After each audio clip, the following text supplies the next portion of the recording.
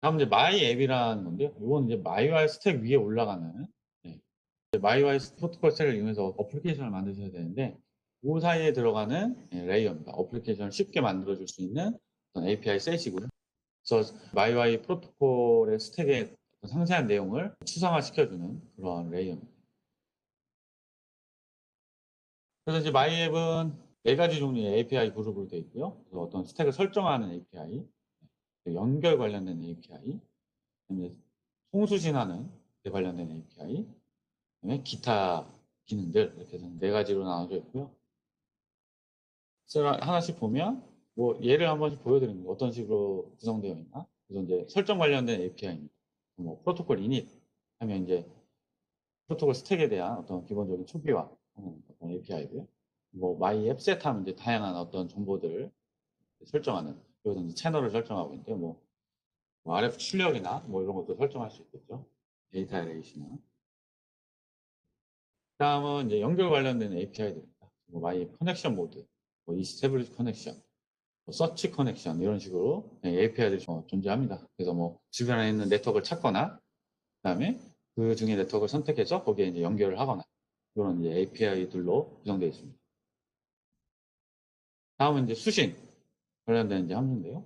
뭐 콜백 함수처럼 구현되어 있어요. 그래서 스택 단에서 뭔가 데이터를 수신하게 되면 해당하는 이런 콜백 함수가 호출이 됩니다. 이제 이건 tx라는 함수인데요. 뭐 my앱 send 데이터, 데스티네이션은 주소, 그다음에 보내는 데이터의 길이, 뭐 에크가 필요 여부, 뭐 이런 것들, 이런 정보들을 넣어서 데이터를 보내게 됩니다. 그 외에 이제 API들은 이제 뭐 슬립 관련한 그런 API나, 그다음에 뭐 스캔하는 아까 액티브 스캔이나 ED 스캔하는 그런 스캔하는 관련된 API, 그다음에 이제 네트워크 프리저 관련된 API, 뭐 정보를 넣거나 다시 복구하거나 하는 그런 이제 API들로 구성되어 있습니다. 결론적으로 말씀드리면 이제 이런 API들이 쭉 저희가 이제 구현되어 있으니까 이런 것들을 활용해서 이 마이앱 API를 이용해서 어플리케이션을 쉽게 만드실 수 있다. 이렇게 설명드릴 수 있겠고요. 또 다음은 이제 마이와이 어떤 토폴로지에 대해서 좀 더 자세히 알아보겠습니다. 첫 번째는 이제 P2P예요. 그래서 구성은 이렇게 되겠죠. 하드웨어다 트랜시버가 있겠죠. 그럼 여기에는 물리 계층하고 맥 계층의 일부가 들어갑니다. 그다음에 그 위에 이제 프로토콜 스택인데 마이웨이 P2P 스택이 있고요. P2P 스택은 약간의 맥 레이어와 네트워크 레이어를 그 위에 마이앱 레이어가 있고 API가 있죠 여기에 그걸 이용해서 이제 어플리케이션 구현하시는 그런 형태고요.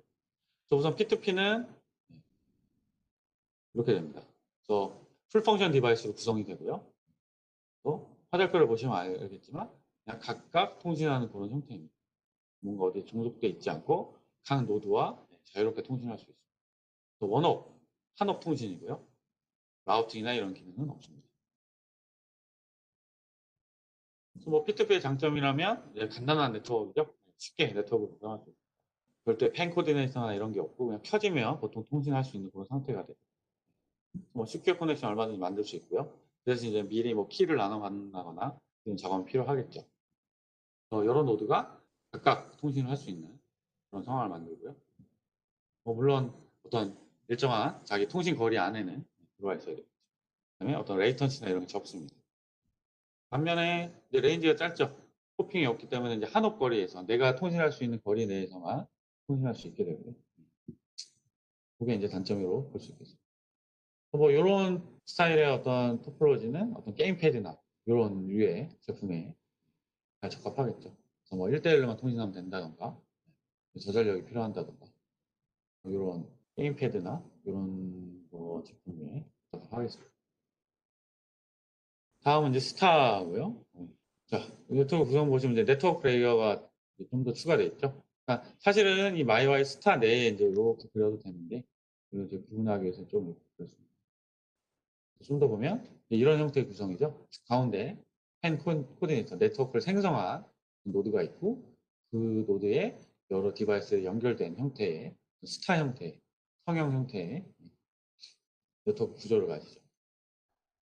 또 이 YY 스타 같은 경우는 2홉이라는 거는 이 스위치에서 한 홉, 펜 커넥터 여기서 다시 전기까지 한 홉, 그래서 총 2홉까지 어디 가나 두옵으로 통신할 수 있겠죠. 두옵까지 지원하고요. 아주 간단하고 기본적인 라우팅을 제공합니다. 이렇게 보시면 이 펜 코디네이터 중앙에 있는 이 디바이스가 전체적인 네트워크를 관리하게 되겠죠. 그래서 펜 코디네이터를 좀 더 알아보면요. 기본적으로 128개의 엔드 디바이스를 가질 수 있습니다. 요거는 관리하는 어떤 주소 공간의 크기로 이렇게 정해집니다. 그래서 이 펜 코디네이터는 이 연결된 모든 디바이스의 정보를 자기가 가지고 있고 티어들한테 공유해 줄 수 있습니다.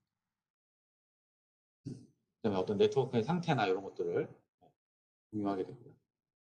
그다음에 어플리케이션 레이어 에크를 지원합니다.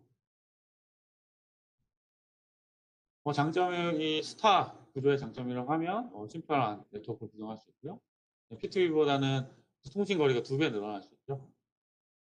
네트워크를 모니터링 할 수 있고요. 뭐 누가 끊어졌다 붙었다 이런 거를 펜 코디네이터가 관리할 수 있고, 그다음에 보안 적용된 어떤 연결을 만들 수 있습니다.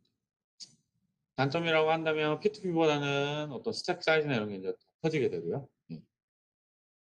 또 하나의 단점은 펜 코디네이터가 죽었다. 뭐 전원이 나갔다. 아니면 고장 났다면 네트워크 전체가 연결이 끊어지거나 네트워크 전체가 이제 실패하게 되는 그런 상황을 만날 수 있습니다. 그다음에 레이턴시는 조금 더 길어지게 되고 이런 토폴로지가 적합한 예전은 뭐 스마트 홈, 저희가 일반적으로 하는 뭐 스마트 빌딩 이런 것들이 되겠죠. 그래서 한 70m 내외의 이런 공간에서 하나의 어떤 디바이스가 어떤 중앙 허브 역할을 하고 그 주변에 이제 여러 뭐 전구나 가전제품이나 이런 것들이 찍는 그런 형태의 네트워크를 구성할 때 적합하겠죠. 또 뭐 이 스타에서는 또 이런 것도 가능합니다. 또 전송할 때 한 노드가 여러 노드한테 데이터를 보낼 수 있고 아니면 여러 노드가 한 노드한테 데이터를 보내는 수도 있습니다. 뭔가 제어하거나 아니면 뭔가 센서 같은 걸 수집하거나 이런 것도 가능하고요. 뭐 저전력 구현 가능하고 그다음에 어떤 네트워크 상태나 이런 거를 모니터링 할 수도 있고 스마트 홈, 스마트 빌딩 이런 것들에 적합하겠습니다. 다음은 이제 메쉬 네트워크입니다. 뭐 같은 구조, 스타에서 같은 구조에 이제 메쉬 네트워크를 지원한 이제 레이어가 들어가 있는 형태고요. 보시면 이제 이런 형태를 구성하죠. 어떤 망 형태의 이제 구조입니다. 자, 이 펜 코디네이터에 이제 여러 코디네이터들이 접속을 합니다. 보시면 펜 코디네이터랑 코디네이터는 풀펑션 디바이스고요.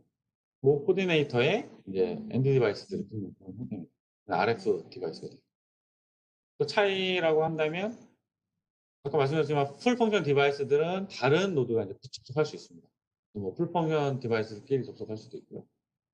그런데 RFD는 다른 풀펑션 디바이스에만 연결할 수 있기 때문에 이런 형태를 띠게 됩니다. 그래서 뭐 이론상으로는 100홉 이상 할 수 있습니다. 그래서 뭐 이런 것들은 실제 어떤 사용되는 디바이스의 메모리의 크기 이런 것들하고 연관이 있고요. 뭐 실제로는 어떤 데이터 통신의 주기, 노드의 수 이런 것들도 관련이 많이 있습니다. 하나 좀 더 알아보면요. 와이어에서 지원하는 이 메쉬 라우팅은 플러딩 방식의 이런 라우팅 방식은 아니고요. 이 각각의 어떤 노드들이 가지고 있는 주변 정보, 부모, 자식, 사이블링들의 정보를 가지고 서로 그 테이블을 교환해서 라우팅 경로를 찾는 그런 라우팅 방식입니다. 랜덤하게 막 브로드캐스트를 해서 뭐 경로를 찾아내고 하는 그런 방식은 아니고요. 그래서 주기적으로 자기가 갖고 있는 라우팅 테이블 정보들을 교환해서 네트워크의 루트를 찾는 그런 방식입니다. 마이마이 메시 같은 경우는 라이브러리 형태로 제공되고 있고요. 그다음에 뭐 그런 기능들이 있습니다. 롤 체인지라고 해서 어떤 코디네이터 디바이스가 실제로 엔드 디바이스로 붙었다가 상황에 따라서 코디네이터가 될 수도 있고 다시 뭐 엔드 디바이스가 될 수도 있고 하는 그런 피처도 가지고 있고요.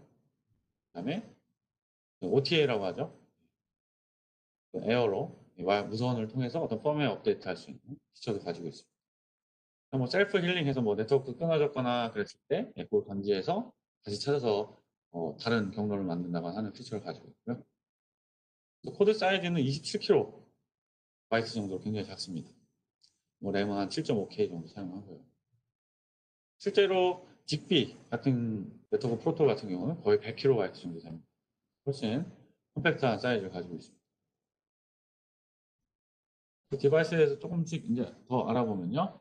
자, 아까 이제 펜 코디네이터가 나왔었죠. 이거는 네트워크를 이제 시작하는 그런 디바이스고요. 또 가장 중요한 일 중에 하나가 접속하는 어떤 코디네이터나 엔드 디바이스에 어떤 주소를 부여하는 기능들을 가지고 있습니다. 네트워크에 붙는 디바이스들을 관리하고 제어하는 그런 역할들을 하고요. 또 페인커에서 네트워크를 만들고 전체적인 네트워크를 관리한다. 그런 노드다. 그런 생각하시면 되고요. 그다음에 코디네이터입니다. 이건 다른 말로 라우터라고 생각하셔도 돼요. 이 코디네이터는 일단 네트워크에 어떤 엔드 디바이스처럼 일단 접속을 한 후에 자기가 코디네이터가 내가 되겠다. 그런 상황일 때 이제 펜 코디네이터 요청을 해서 자기가 이제 코디네이터가 되는 그런 방식을 사용하고 있습니다. 그래서 이제 필요에 따라서 제가 코디네이터가 필요할 때 코디네이터가 되는 거고요. 아니면 그냥 엔드 디바이스 역할을 하면 되는 그런 피처들을 가지고 있고요. 그다음에 주요한 역할 중에 하나가 네트워크 안에서 라우팅을 해주는 라우팅을 지원하는 거죠. 어떤 멀리 가야 되는 어떤 데이터 프레임들을 알맞은 노드한테 전달해주는 라우팅을 해주는 그런 역할입니다.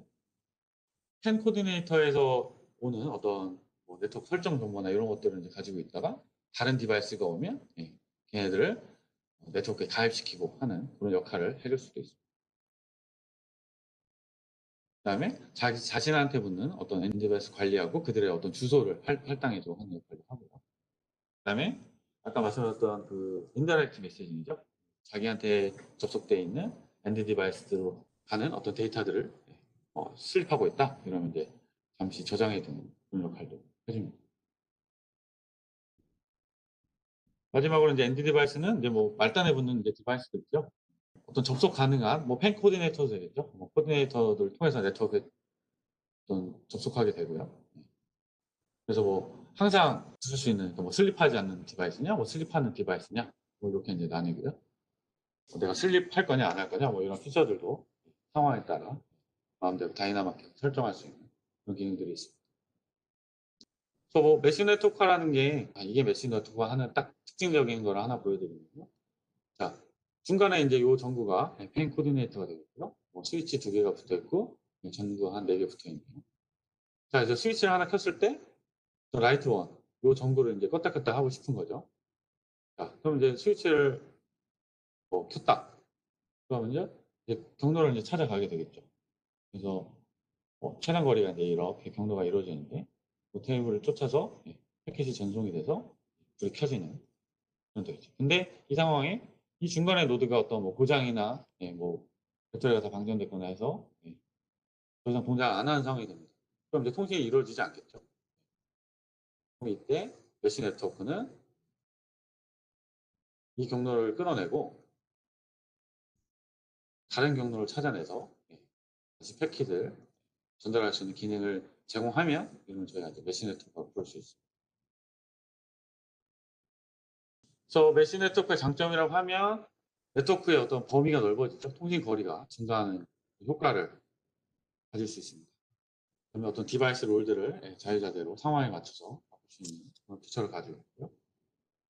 그다음에 생각보다 적은 메모리 사용량을 가지기 때문에 사양이 큰 MCU보다는 되게 컴팩트한 MCU를 사용해도 구현이 가능하다.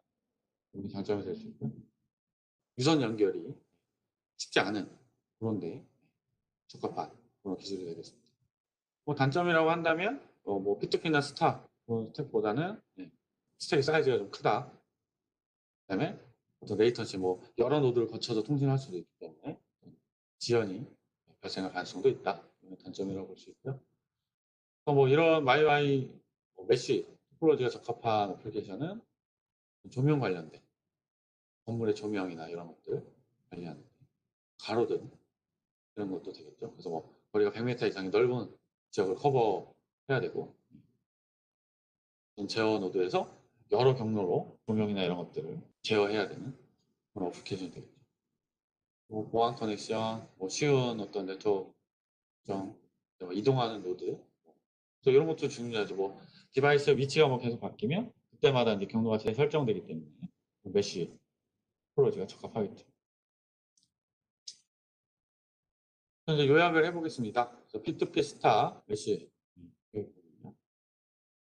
뭐 마이와이는 어떤 뭐 표준 협회나 이런 데서 뭐 정한 게 아니라 저희 마이크로칩에서 정한 거기 때문에 어떤 표준 이런 프로토콜은 아니고요. 네트워크 사이즈를 보면 뭐 P2P 같은 경우는 다이렉트 커넥션. 실제로 이제 두 개의 노드가 통신하는 거죠. 여러 노드가 통신할 수 있겠지만 실제로는 두 개의 노드가 한순간에 통신하는 거, 한 옷거리. 스타 같은 경우는 118개 엔드 노드를 가질 수 있고 코디네이터가 하나 있어야 되고요. 두 옷까지 통신할 수 있고. 그다음에 메시 같은 경우는 뭐 8K, 한 8,000개까지 노드, 주소 공간이 이런 거 지원되고요. 100개 정도 코디네이터를 지원할 수 있고 100호까지 할 수 있다. 지원할 수 있다. 당연히 뭐 저희 무선 제품들은 다 마이와이를 지원하고요. MCU는 뭐 8비트, 16비트, 32비트 상관없이 지원할 수 있습니다. 스택 자체가 사이즈가 컴팩트하기 때문에 오버헤드도 높지 않습니다. P2P는 워낙 간단하다 보니까 아주 낮고요.